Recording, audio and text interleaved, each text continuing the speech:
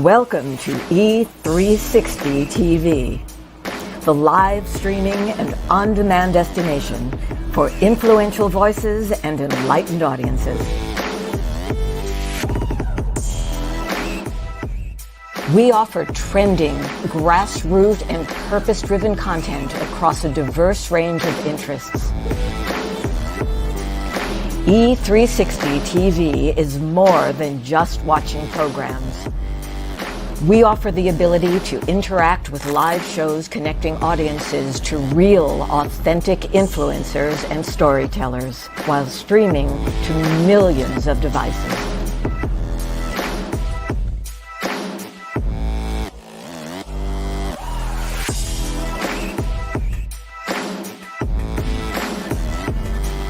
Real experiences.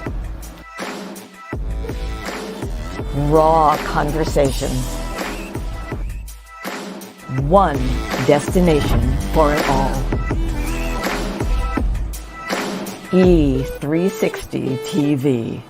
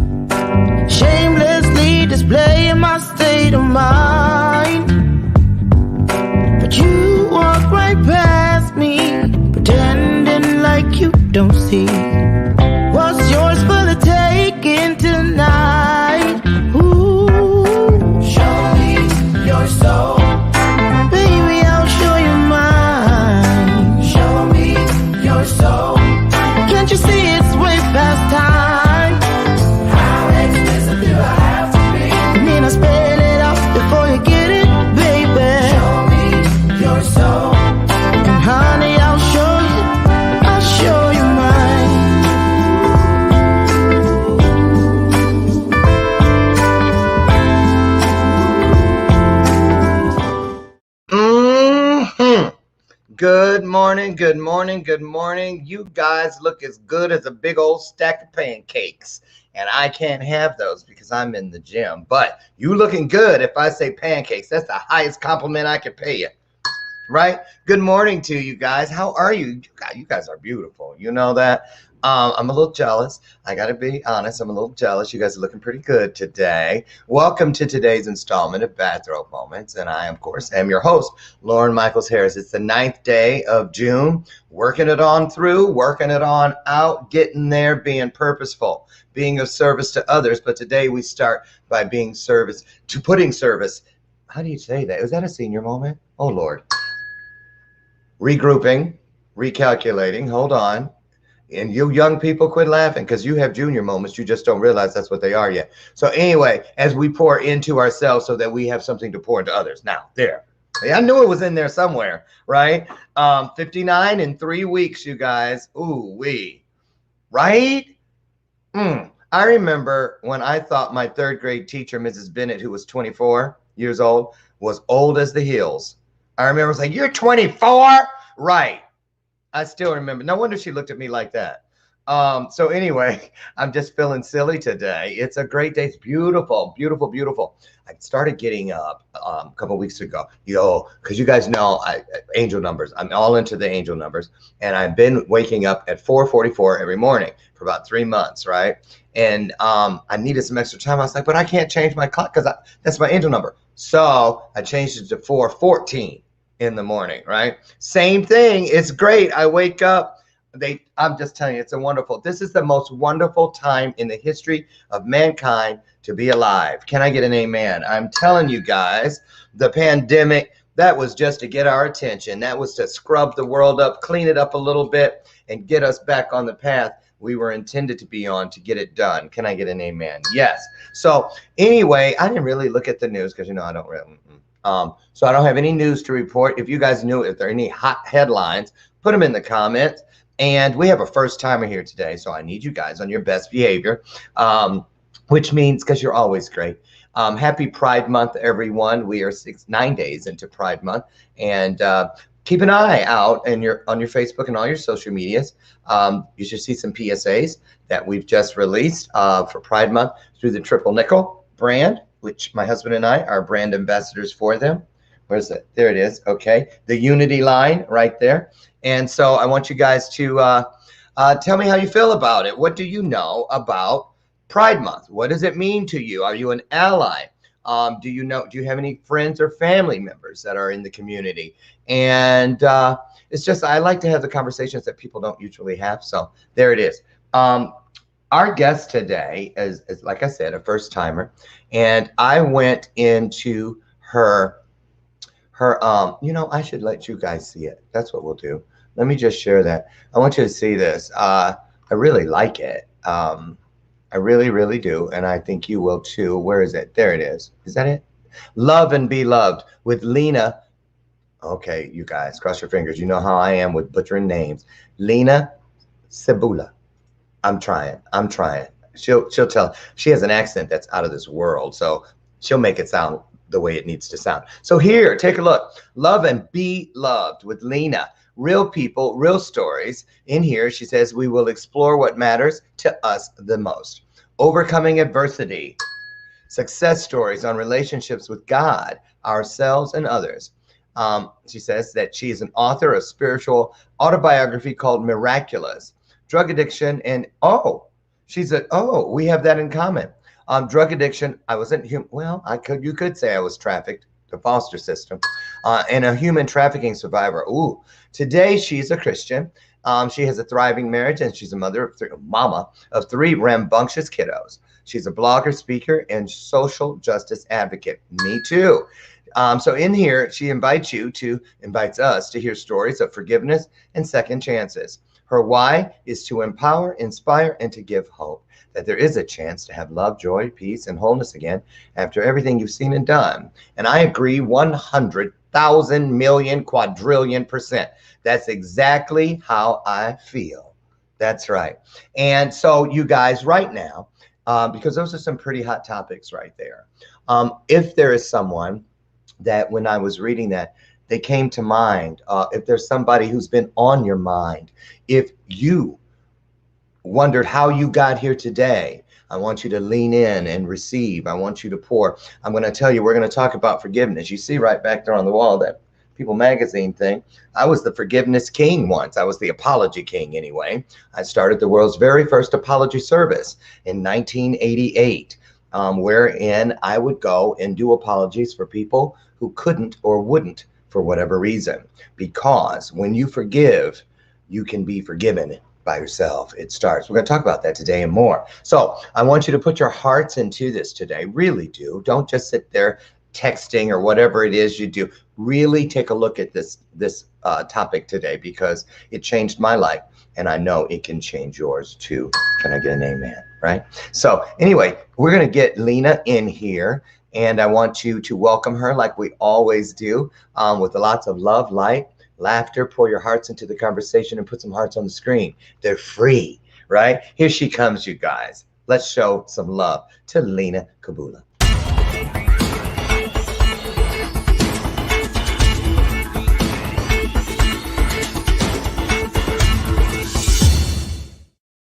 Good morning. Good morning. How are you, LENA?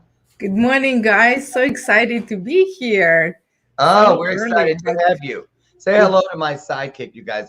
I'm under contract, so if I don't legally bring her out and introduce her, I'm going to get sued. This is my sidekick, my version of Ed McMahon. This is Lucy McGillicuddy Ricardo. And That's the bell of purpose. So you guys know when you hear that, put some hearts on the screen. That means that something really good is going on. So Lena, tell everybody where you're at in the world, and please pronounce your full name so we can get it right, because I don't think I did. That's awesome. No, actually, first time you said it perfectly. It's I did. CEBULA. Yes, CEBULA. CEBULA. Okay. Yes, the cat. Right. Okay. Now, how That's nice. awesome. Yes. So, wow, Lena, first time here. Welcome to Bathrobe Moments. I'm so happy you're here. What a story you have. Why don't you start by telling everybody about today? Where are you today in the world? And you got 3 children and a wonderful husband. Where are you guys, and what are you doing there? Absolutely.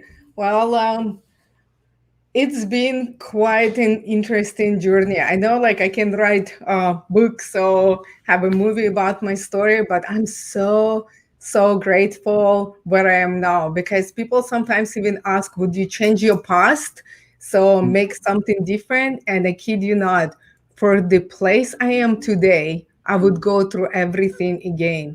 So I I said that love it. yesterday. Yes, yes. I mean, see, people look at Awesome. me like, bullshit. That's what I know they think. But I'm telling you, I just told them, yes, was it yesterday, you guys, Jeremy Queen? I know you keep a logbook. I did. I really believe that if, I said, if I could ask God for 5 extra minutes on the back end, and if I had to go back and live every moment over just to have that extra 5 minutes of this, and it's not even done, it's still getting better every day, I would gladly raise my hand and do it. And you just second Absolutely. that emotion. So tell everybody about this journey that you're talking about. You'd be willing to go live again for the happiness that it brought you to. This is Yeah, interesting. absolutely. Just little bit about today, that I have beautiful, healthy children. I never thought I'm gonna be wife and mother, but I love this the most. I thought I'm gonna build the careers, do all this stuff, like, oh, baby die by this point. This was like all over the place. But I'm so honored and blessed to be a wife and a mother from after everything I went through. Mm-hmm. And it gave me purpose, and it gave me passion, and it gave me my path. So I was born and raised in USSR. I don't know, guys, that I knew it it. was 13 countries together, and lots of people have like different opinion about communism, but I was born there and I loved it. I was a kid that time, and I felt it was beautiful. You know why? Because it was order. There was order in the country. When I was 11 years old, Ukraine decided to separate from USSR and be independent, and destruction and chaos came. Our money got inflation, so people lost all their savings. Our government fell apart. The alcohol was and drugs on the rise. My family lost well-paying jobs, started drinking, and becoming alcoholics. And we have 3 children, and they totally neglect us. And we have parties in our house, drinking, doing drugs. And from the very early age, I become a victim. So I was raped numerous times and beaten, and I started smoking, drinking, because I was kind of product of my environment. Environment. Yeah. And when I thought it couldn't get any worse, 1 month before my 15th birthday, I went to, like, I had very severe abdominal pain. I thought I'm gonna die. Like, I felt like all my bones crushing and my body tears apart. I went to emergency, and they discovered that I'm in labor. I didn't know I was pregnant. I didn't know I was who was her father, because I was raped like on occasion. So I delivered a baby girl, and it was shock for me because I didn't have any signs of pregnancy. And yes, my mother actually was with me, so she just left me there. So she abandoned me. But then, because the baby have a health complication, they asked me to leave the baby in the hospital. But for that, I have to give up my parental rights, but I still have to give her my name. And it's broke my heart because I felt I'm exactly like my mother. I just abandoned my child. I suffer with this, and now I responsible for this innocent life. And I said no, but the doctor said she wouldn't be able to survive outside, so she needs to stay in the hospital. And she passed away 3 months later from her health complication. Oh, I actually received the phone call, and the guy in the morgue just said, just get the box and just bury her under the tree. She was like this big. And I decided to give her a proper burial because I felt like I owe her that. And I carried this little casket to the cemetery. I was walking. I have a couple friends who dig the hole in the earth. So I bought the plot in cemetery for her. But in my mind, I carried that casket for another 20 years with mm, my guilt, my shame, my condemnation. girl, I need my It fan. was eating me inside because I was responsible for this another human life. Right. So I started drinking because I kept seeing this casket and just being heartbroken. I already had anxiety and panic attacks from my lifestyle, but it just was overwhelming. I thought I gonna die, so I started drinking and looking for heavier drugs because I just want to turn my brain away. I have so much stuff piled up in my mind, and it just spiraled down. And I was 15 years old, so I didn't know how to deal with that. I had no community, no my parents, like nobody support me through this, through grief, through loss, through rape, through like everything. Like, and I was even like wasn't young adult, I was a teenager still. But I find this in drugs. I start using heroin because it turned me off for 12 hours, and that's what my lifestyle become. Be high, find the money, be high, find the money, turn off, be high, find the money, turn off. And that's how 3 years disappear. I don't even recall what was happening from 15 to 18. I don't even know. One day I just have this moment of awakening that I was so tired of this loop. I was looking around and people were Mm, dying around me from overdose. People been going to jail like in bunches because we have raids all the time of police. And I was thinking I don't want to be on the cemetery and I don't want to be rotting in jail, so I have to make change. But there's no hope for mm, people like me. So I was looking for the solution, and like miracle, this guy appears saying, I can help you. I have connection to get you clean and off the street. Of course, I take it. I'm thinking like, oh my gosh, this is the best thing that ever happened to me. So mm, he brought me to this house of this lady. She was very rich. She served me these cookies and milk, like and on like the coffee and cream. And I was so impressed that she has cream, like so little, but I was so impressed that the way she treated me, that I'm valuable, and worthy. And I was like junkie. So it's actually I'm thinking like I'm going with this woman, whatever she's like mm. offer me, I'm there. And she said, I want to offer you a job. I say, oh, absolutely, whatever. Like, I didn't even think twice. I'm like, okay, perfect. And her team just washed me up, dressed me up, did my hair in the salon for the first time in whole my life. I got the beautiful style, makeup, and all this stuff. I'm like, okay, what kind of work is that? So I'm like, why are you treating me like that? But I was like 18-year-old. I'm like naive and kind of maybe even like a little bit dumb, like because I don't really think straight. Girl. But yeah, they sent me in Israeli embassy and give me the story, and I went and to get the visa. I said okay, and I didn't get the visa. They helped me to get the traveling documents like passport and stuff, Mm, and they say, oh, don't worry, we have on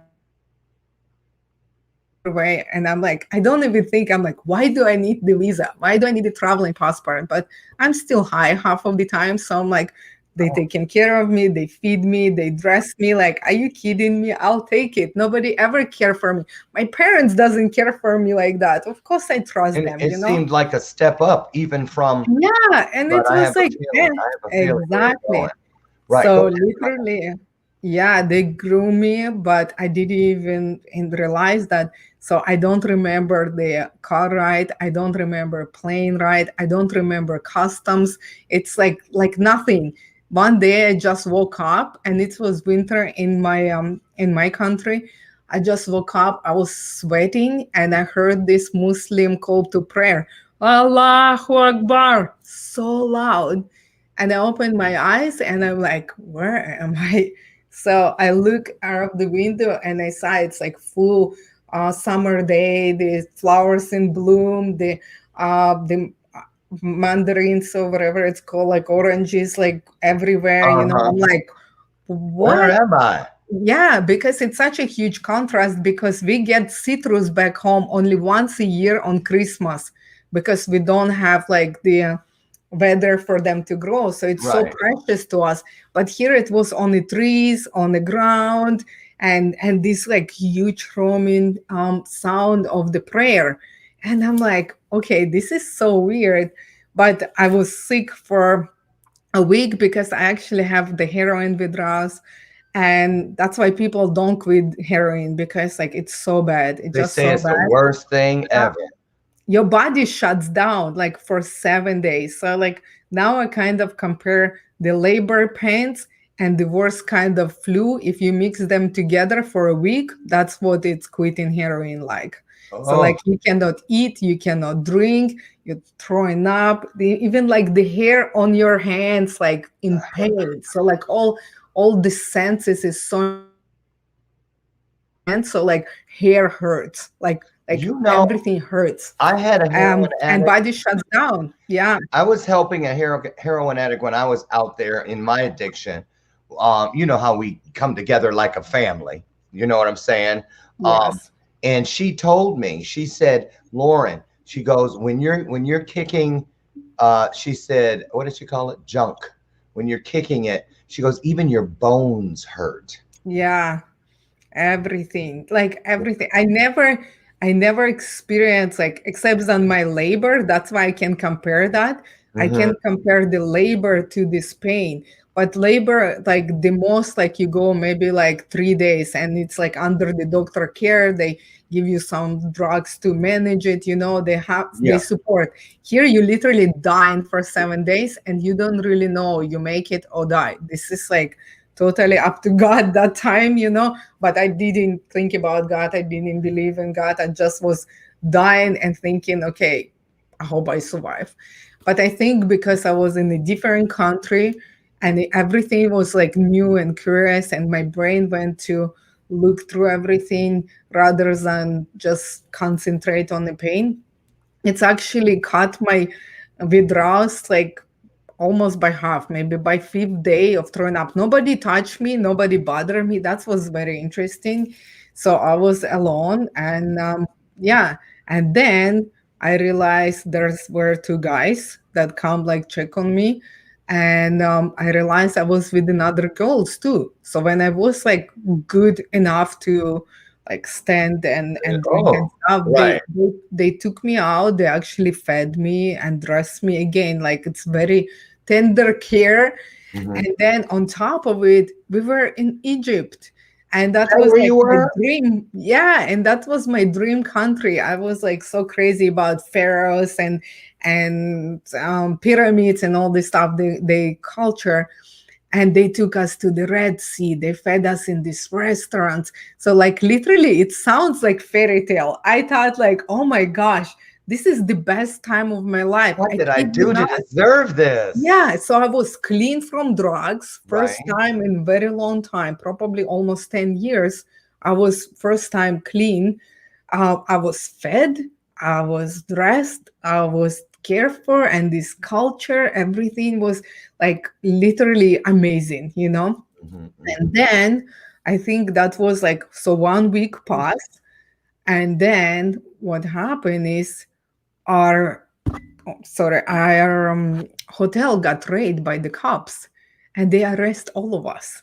And they keep saying, "Are you victims of human trafficking?" And we like a sheep, no, we're not, because that's not how trafficking looks.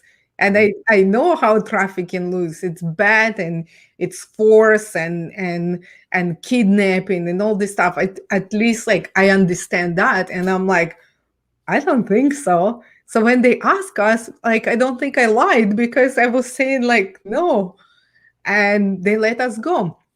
They let us go, and the guys literally said, "Okay, this is the time. The time has come." So what happened is, when I didn't get the visa, they have to find another way to get me in Israel, and that was the way. That's where I understood how bad everything got, when they took us to the middle of the desert and drop us off in the Bedouin tent with two scary Arabs with guns, and left us there. And I was like, okay, this is bad. This You is and the really other bad. girls.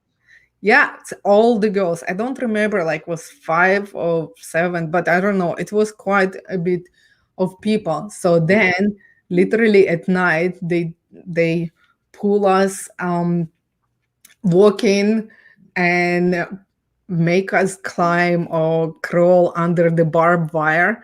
So that's how they got me in Israel, under the barbed wire. So I literally could see the guys with the guns on the border of Israel. Like, and I'm thinking, oh my gosh, this is so bad, you know. But there was like crazy amazing experience. Although we have to like sit like and wait and all this stuff, I saw this amazing sky because I'm from the city, and it was so many stars. And in the desert, because there's not no light at all, I felt like I could touch the star. And they're like in the midst of the fear, panic, force. They yell at us and stuff and pushing us through this tunnel, whatever. Ugh. uh, I felt like, now I know that God spoke to me in that moment, but I felt this like voice in my heart saying, pause for a second and remember everything. One day you're gonna write the book about it. And it's been 20 years and I wrote the book about it. But See, there's it's get girl. worse until it gets better. So honestly, it's crazy to say that I got lucky, but I was lucky one, because when they brought me into brothel, so they sold me into human trafficking, they sold me in slavery. But when they were buying the girls, I was bought in a place that owned by the like family business, because this is very important, because I never saw those girls like anymore. Some of them died, somebody was drugged, somebody like they disappear. Okay, I'm one of the lucky ones that actually end up in a humane like brothel. So they give me this ultimatum to make money for them, that I owe for the traveling expenses, like, and all this stuff, and plus they profit. And then whatever I paid off all my debts, I can actually make money for myself. I didn't have freedom to walk away or leave, but I could walk out with the bodyguard, and from whole Israel nobody have that privilege. So I feel like I was the lucky one that I could go to the store with the bodyguard or do something, so I didn't feel like prisoner. And Mm. there's another crazy part. People saying like, how did you manage this, the brothel and stuff? I've been raped on like all the time. So for me, like to thinking like, oh, I can use my body to make money. Are you kidding me? I'm clean, I'm fed, I'm taken care of. And my first night, literally, I have like these older women try to take care of me, because I was skinny 18-year-old kid with two little braids, with the jeans and like plaid shirt and boots. And but all I was like, they like, how are you doing? Are you broken? Are you freaked out? And I was eating this yogurt of something, jello pudding, whatever. And all I was thinking, not that I just have sex like with all these people. I was thinking like, this yogurt tastes amazing. Do you know how, like, I just start saying this out loud because I'm thinking how crazy broken my not only identity, my everything. So I thought like I didn't think that my body belonged to me or my mind belonged to me. I never felt like I'm precious or worthy or my body is secret. It was the commodity and it's been used like back home, like nonstop. So I never even thought about that this is not okay. You know what I mean? And it was in the weirdest thing that now I'm with my children. This is one number one thing I'm imprinting on them how precious they are. And the body is the boundary. It's so amazing how from this hell that my parenting style come out totally different that I know. So that's Oh, very interesting. But I think that understanding actually didn't allow me go completely crazy or kill myself or anything like that. You know what I mean? I On do. some kind of crazy, like, I don't know, default mode, my brain through drugs and through this not importance of myself allowed me to survive. You know what I mean? What was very interesting that my brain doesn't get fried too with all the drugs that I take. And of course I've been there for almost 2 years. I use any kind of like drugs again, like ecstasy, weed, drinking, everything. But what interesting though, I start saving the money. When I'm start paying up, I start saving the money. Start saving. Okay, Yeah. we're going to take a break right there. I swear I should have popped some Orville Redenbacher. And I'm serious. Oh, when we return, everyone, see, during this break, share this out. You know, you've been sitting here stuck just like me. It's just incredible. And it's proof of what God will do. When we return, we're going to talk to LENA about how she started working her way out of that. And I want to know, when was it, where was it, and what did it sound like when she heard that voice that changed everything? We'll be right back.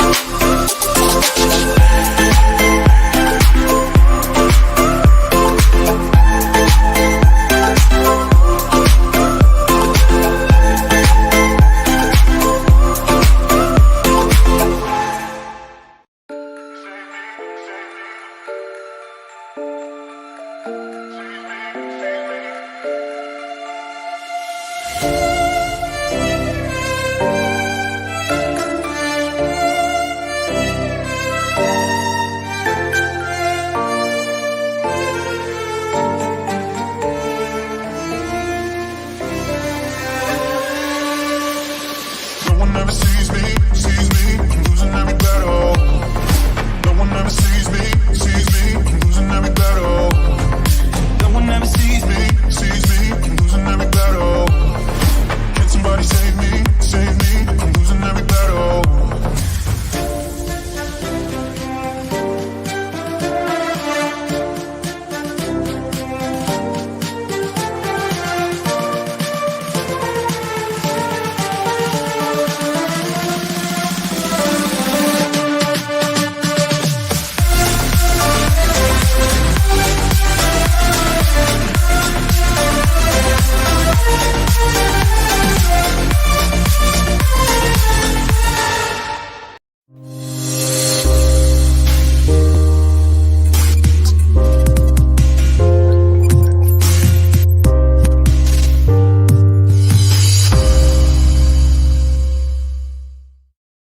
Okay, welcome back to the show, everybody. I'm Lauren Michaels Harris, and you found your way, thank goodness, somehow, inside of today's installment of Bathrobe Moments. You noticed just now with the promo that our theme this year on the show is Show Me Your Soul, and I'll show you mine.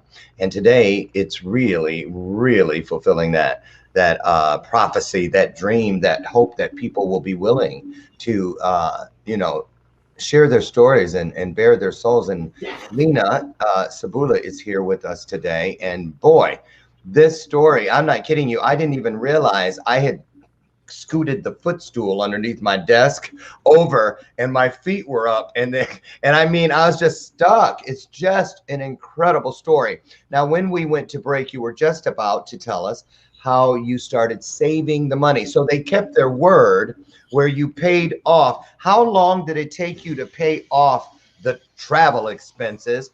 And did you believe that that was really happening, or was that just some farce to keep you locked in? I don't know. At that moment, I just kind of surrendered that this is my love in the moment. And they were good to me, and probably a year it took me to give them money back. So they made some money. So definitely they make lots So of money. did they tell you, okay, Lena, you owe us X amount of dollars? So did you know how much you were paying off? Yeah, I did know, but I don't remember right now. It Okay, was but like they told you. lots of drugs ago. So Yeah, you're yeah, like, but it was whatever. quite a chunk, definitely. Yeah, definitely it was not just like a ticket, like it wasn't like $1,500 to Israel Right. and back. It was a month. But very interesting part though that I actually have a bodyguard who was talking about God and Bible, and nobody ever stopped him. So during the day, when the brothel is closed, he just was sharing with me his stories, and I was just curious because he went through like prosecution and have to leave. I do believe he was Russian from Russia, because he was persecuted. He was a Jew and all this stuff, but he still have so much joy about him. I'm like, how can How? person who go through so much trouble still have joy? This is something weird. What he's smoking, I don't know, because people cannot Okay. be like that. But it's truly nice one. I like that one too. Oh, thank you. I have to Yeah, get it in 8 seconds. awesome. Here you go. V8. Get your vitamins. Okay, go ahead. And yeah, and that's really attracted me the way he spoke. And then one day, this part of my book as well, I saw this very crazy weird dream that I felt like my grandpa passed away back home, and my grandparents was like only people, they never knew like what's going on, which is like really ridiculous. Maybe they were guessing about the drugs and the smoking, but they didn't know about the baby or rape or anything. I don't know how that happened, but I tried to, like, well, I lied. It's not like I don't know, I lied to them about everything, so they kind of thought that I'm okay. They didn't know what I'm doing in Israel as well. So um, I actually, they the closest to me. They were trying to take me away when I was very young and raise me, but they wasn't able to. So they when they give me back to my mom, that's where all that hell break loose. Anyway, so that's kind of like story in that book as well. But I saw my grandpa, like in my dream, that my grandpa passed away, and I thought, you know what, my grandma gonna go right after him because they like these, they're soulmates. Mm-hmm. And honestly, what beautiful about this, because when I saw them, that's what I wanted. I never want to get married, have 5 children, 5 divorces, and all this stuff. Like just have, like, I don't know. But I wanted something like that. It wasn't perfect, They lived together for 52 years. It was ups and downs, but they stuck by each other. They stuck with the commitment, and that's what I wanted to. That kind of love. Yes. But I never thought it, like I ever gonna get married or have a kids or anything, because around me there was nobody like That that. doesn't happen to kids Yeah. like us. And Right. plus, like they not like people, men in my life was not trustworthy. Everybody was cheater, liar, scammers. That was my world, and I thought that's I gonna be alone. But then it was very interesting that I call home and my grandma said, "Who told you this?" Because she always tried to protect me because she thinks I'm alone and poor Lena is somewhere else. And anyway, so she told me that my grandpa have heart attack and he's in coma. and the doctors say it's up to God. And it was very interesting when they say it's up to God right now, because we are atheists. Everybody in my city atheists. So like when the people can save, but when like we cannot do anything, like talk to God, and they saying so he's gone, or Right, like right. whatever. Yeah, It's done. it's Seen. off our hands. Right, That right, kind of thing. right. It's not like, wow, miraculous, like powerful God will give you a miracle. No, they're like, okay, we cannot do anything about it. So that was the thing. And in my mind, like, I need to save my grandpa. So I actually called my bodyguard, and he took me to Jerusalem, because he was telling me this story that in Jerusalem they have a Berlin Wall or Western Wall, when you can go pray and God will answer your prayer because it's a holy land. So I actually went there, and I have like very interesting experience, because right in front of that wall, like all this like guilt and regret hit me so hard. And I'm thinking like, who am I asking God for this huge favor? I'm prostitute, I'm drug addict. I thought I killed my baby too, because I was Oh, responsible for her life. So I was thinking like, who am I to ask him this? But then I felt in my heart, it's not for me, it's for them. Just save them. I don't care. I can be like condemned for the rest of my days, but as long as you save them, that's what I need. And I have so much panic, but then I put my hands on this wall, and I was so blown away because it was cold. And I'm thinking how it can be cold. It's 60 degrees. But when I start thinking about the cold, I stopped thinking about my anxiety. And this peace come like all over me, and I start praying. I didn't even know what to say, just saying like, God, like, I'm sorry I'm this way and all this stuff. But I was putting my heart out, and I was crying. Sorry, one second. Munchkin. well, oh, It's one of my munchkins. Say hello. But hello. oh, no, not right now. I cannot print you right now. Okay, just give me a second. Okay. They sometimes, it's a homeschooling people, sometimes they need to use my computer to print stuff, but not today. Hopefully it's no In the more future, interruption, you because I can. have two others there. And yeah, and it was very interesting because I have this amazing experience. Like, I pour my heart out, and like I felt like all this like heaviness like just gone from me. It's so beautiful. When I came home, well, I came home to the brothel. Yeah. I felt something change about me. So I'm start thinking, you know what? I cannot do this job anymore. I have to get out. I have to find a way to get out. And I start talking to my bosses, and he's like, you know what? If you want to leave, you can leave. And that was another thing, because nowhere from any other places you would be able to leave, but they Right. let you go. But the craziest part though, when my other bodyguard told me like, you know what, in the border, they or through the custom, they're gonna search you, they're gonna ask you what you've been doing here, and they're gonna confiscate everything that you own. So he said, leave me everything. And he was like brother to me, honestly. He was defending me from the clients, and like we have like this close relationship. So I left him my box. He said, I will mail it to you. So everything that I accumulate, the jewelry, the money and stuff, I left it there thinking that he will mail it to me so the custom doesn't have it. So I came home thinking my aunt, that who I sent the money like secretly from all the family. So I thought I have enough money to buy apartment, to start a better life, to maybe get some kind of job, like, and kind of rebuild myself, because I wasn't on heroin, I was on ecstasy, and I felt like I'm under control, so I can manage. So I thought maybe I can start a better life. So I came home, my aunt stole and spent all my money. So my account was zero. And my bodyguard never sent me that box. So I literally like came like to Nothing. ground zero. I kid you not. I remember like this, like that wasn't even like depression. That was like betrayal, hurt, pain. Like I was like sick with the anger. Like I don't know. It was so bad. So all I had is the gold bracelet on me. I took the bracelet. I went to like the drug dealer and I bought heroin. And I was on heroin again like no tomorrow. Oh, girl. Yeah, yeah. And and literally by that time heroin swallowed my city. So all the people who I did heroin like 3 years ago, they all were like in the lead now, the drug dealers and stuff.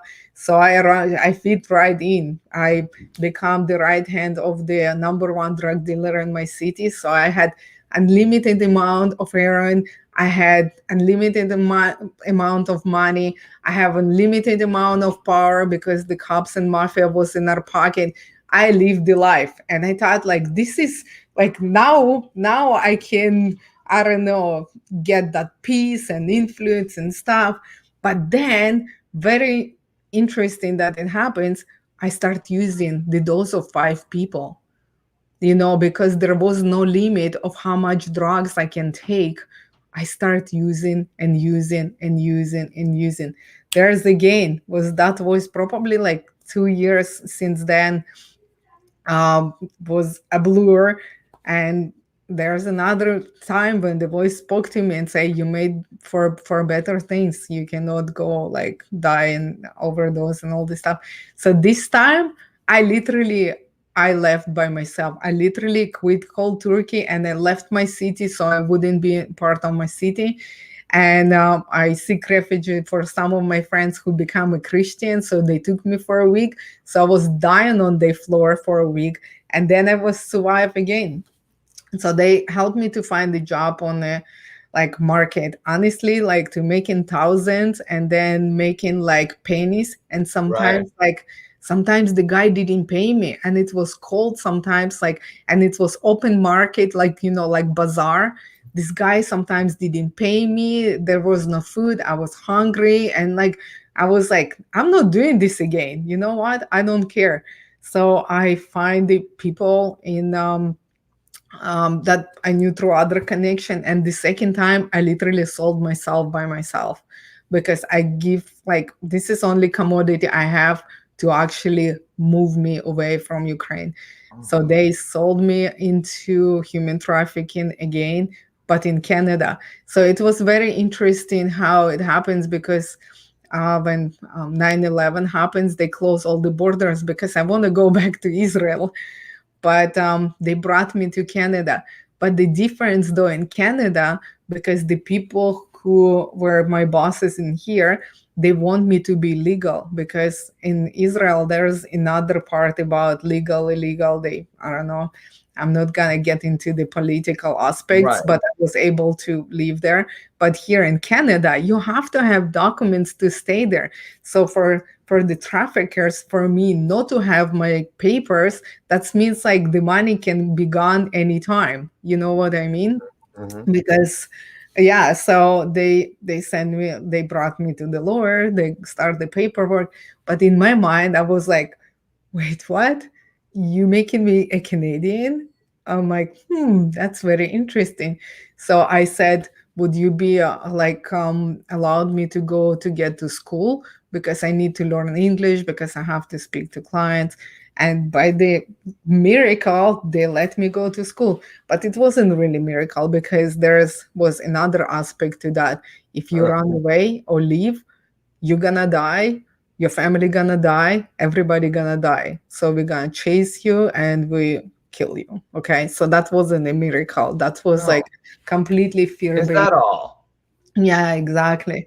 So here, through the other working goals, they introduced me to cocaine and crack. So I was again working on crack, on coke, and but I was by the daytime, I was like as much as sober as I was going to ASL classes. So I learned English from level 0, which was very interesting because people didn't even know that I don't sleep at night, but I was like on drugs. And there was the moment that I met one of the people, and this girl, she told me, she's like, well, if you have like Canadian paperwork, you have Canadian rights, you're a Canadian. And I was like, very interesting. And she said to me, police will defend you. If you go like and you say like traffic or whatever, like the police will defend you. So I actually my documents was like, it took me like 10 years to get citizenship in Canada, which is like, it's very rare. But there's like, the library was burned down and all this stuff. It was so much crazy. But anyway, I'm Canadian. Something But the was fact happening is, at every corner. oh my gosh, yeah. But the fact is that I ran away. I just ran away and I hid, and I live in a shelter, and I get my food from the food bank in the churches. And I met one friend who literally, who like, and this is like, I want to tell you guys, like, if you have like this kind of trouble, the drugs, so like any help you need, you don't need army, don't need like million people. If one person can believe in you and help you and take care of you and to explain to you and just care for you for who you are, that's like, that's the life saving, because that's what happened for me. One person who saw me for who I am, not what I was doing, and he said, and it's kind of like with different like colors and shaping, and he's a Chinese little dude who is like probably 50 years older than me, but he said, you know what, I will help you with taxes. I'm like, I don't even know what the heck taxes are. He's like, give me all the receipt. I'm a newcomer here, I'm alone here, I understand your situation, I will help you. So he started with the taxes, then he helped me to rent, get on welfare and get the little room. So he helped me to get my first job in Canada Wonderland. He helped me get into hair school. He started asking me questions like, what do you want to do for a living? So I want to do hair. And That's why your hair looks so good. thank you. I wrote it down. I was going to mention it. I said, man, Thank she's got you. great hair. I love, and you know what? It's so crazy. I was talking to someone and thinking, where's this for hair passion God? Because honestly, when I was a kid, up to teenage years, I always have lice. I was so dirty. So my mother shaved my head. So I was bald half of my life, of the teenage or kid's life. But then when I got older, to save my hair, she actually poured the gasoline on my head. So the gasoline and put the plastic bag, it would burn my skull, burn my hair, and I stunk like crazy, but I was able to keep my hair because that would kill the lice. Wow. Yeah, so that's what I honestly, I love make people beautiful, and that's what, like, I always felt like hair make me beautiful.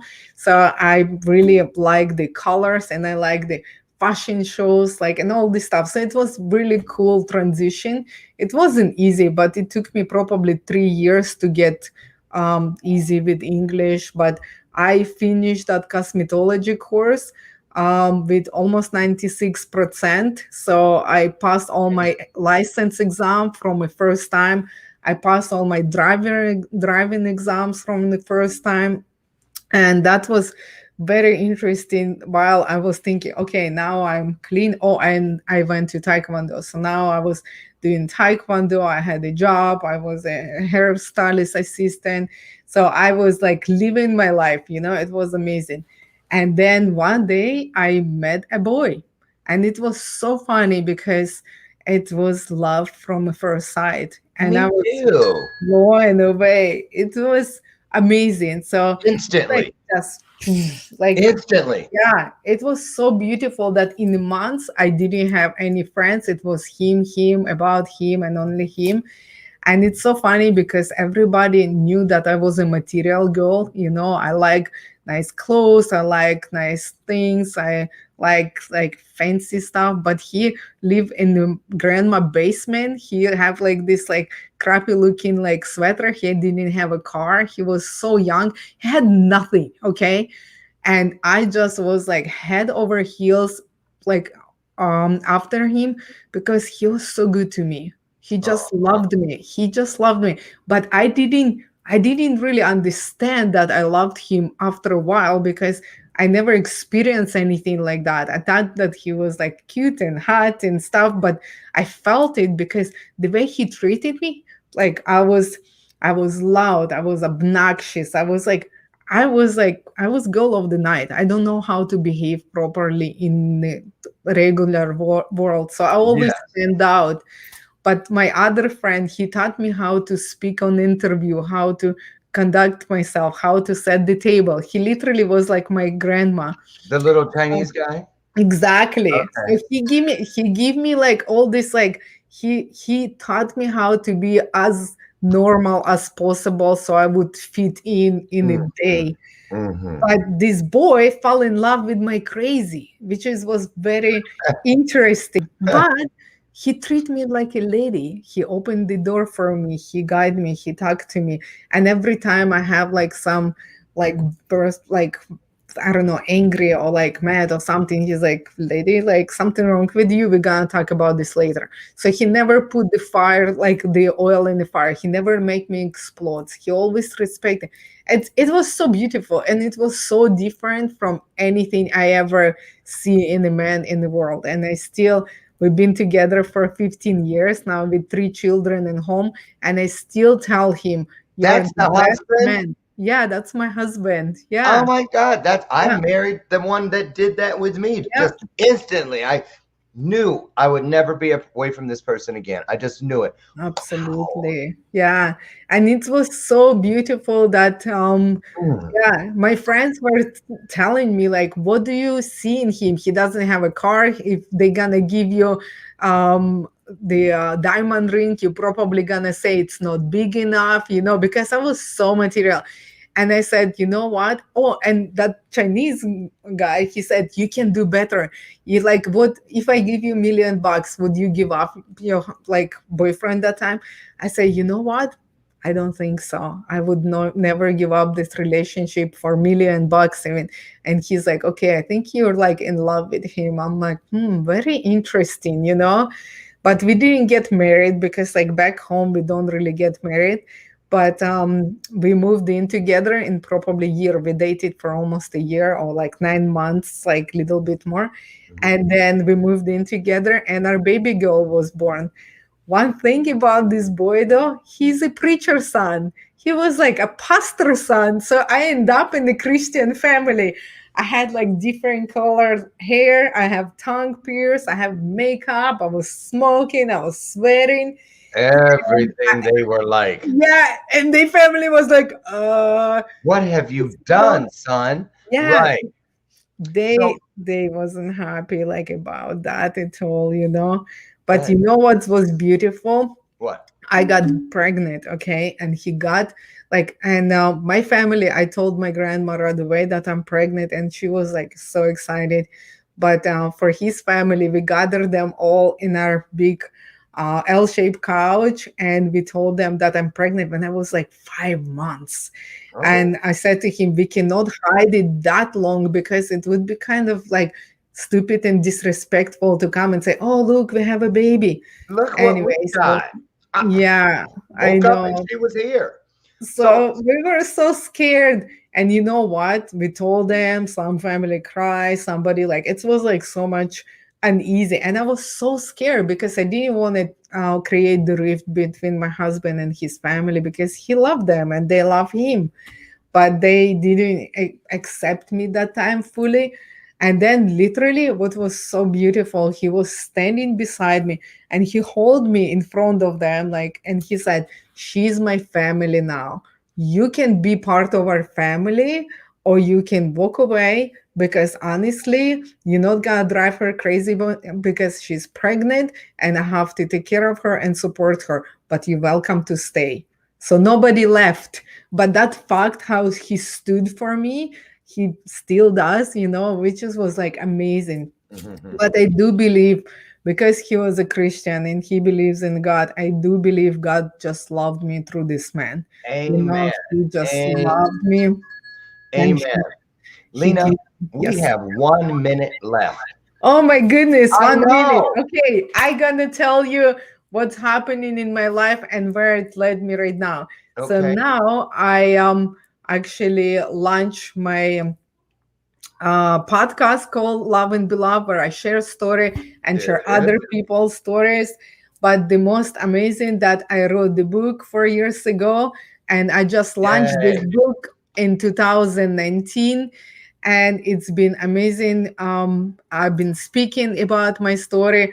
I was speaking about salvation and about love and about hope, but the most importantly, right now I donate all the profits from this book to Fight for Freedom, and it's an organization that fights against human trafficking. Yay. And last month, I did fundraiser selling my book, and $400 went for the survivor care into this amazing organization. And this month, I'm raising funds and awareness for a street ministry.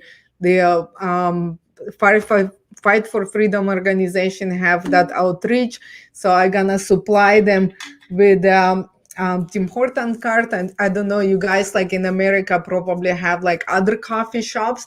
But that's what I do. I invest the funds into $5 each cards, and I give cookies as well. So when the outreach team, they pack little card and a cookie and some little gift, and they just write in notes, for the prostitutes or homeless people, saying you're loved, you're worthy, you're belong.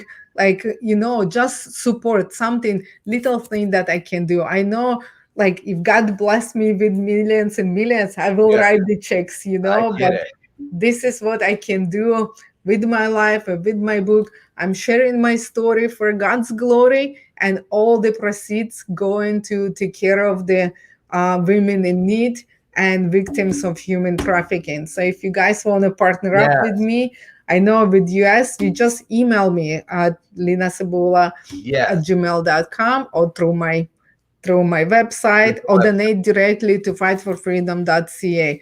Thank you so much for your generosity, and thank you so much, Lauren, for this awesome platform and allowed me to share my story. It was just life-changing. So honored to have met you. I hope one day you'll call me. I want to come on your show. I just think what you're doing is incredible.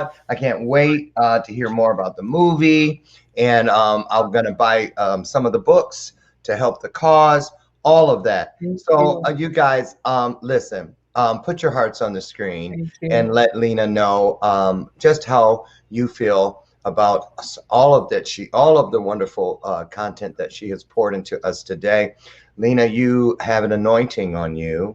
And I get it. I totally get it. I had chills. I feel right now like my body has been dipped in Freon, because I just feel so much joy, and you are an incredible example of it's not what you're going through. It's about where you arrive at. And bravo. Well done.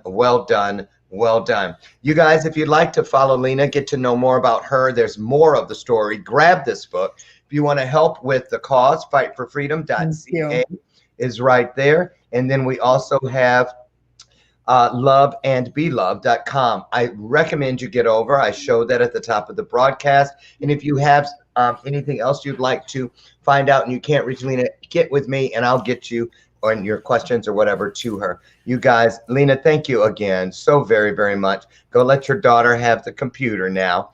And I'm going to keep changing these back and forth as we get out of here. As we leave, you guys, I want you to get out and do exactly what you've seen here today. Be the blessing that you would like to receive. If we just stop for a moment, stay calm, and let what is greater than work with us and through us, you can change everything. Every person that we run into, that we encounter, let's try to leave them or the situation or both just a tad bit better than the way we found it. We do that, we will be fulfilling our purpose, and we will change this world for the better, one story at a time. I'm Lauren Michaels Harris. Join me tomorrow when Dan Devy, you might remember him from all the Entertainment Tonight stuff out in LA back in the day. He's here tomorrow to talk about everything new in his life. Please join me, God willing, tomorrow morning at 8 a.m. right out front on the front porch, and we'll do it all again. It'll be our next episode of Bathrobe Moments. Have a great day. Be the blessing you'd like to see. Bye, LENA. Bye, guys. Thank you so much. You're the best. I'm not kidding you. Girl, you changed me. You changed me. Thank you. Bye, everybody. Bye.